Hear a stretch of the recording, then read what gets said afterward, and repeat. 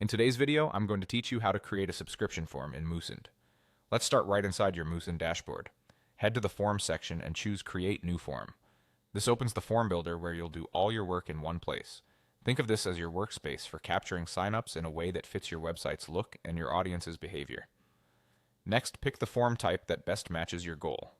Inline forms sit naturally within your page content, like at the end of a blog post or in a sidebar, making them great for readers already engaged with your content.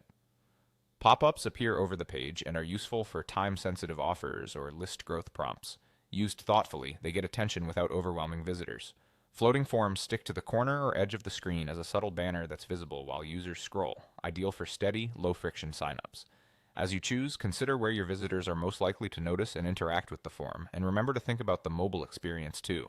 Now add your fields using the editor. Drag in the essentials like email, and if it helps with personalization, a first name field. Keep it focused. Fewer fields usually mean higher conversions. Make email required, add clear labels, and use helpful placeholder text so people know exactly what to enter. If you collect optional details, place them after the must-haves. While you're here, check validation and error messages so typos are caught gracefully and the form guides people to correct mistakes without frustration. With your fields in place, it's time to customize the design and settings. Match your brand colors, choose readable fonts, and set a clear, action-oriented button label like subscribe or get updates. Adjust spacing and layout so everything feels uncluttered, and keep contrast strong for accessibility. Use the preview to see how it looks on desktop and mobile, and tweak sizes so the form is easy to tap and read on small screens.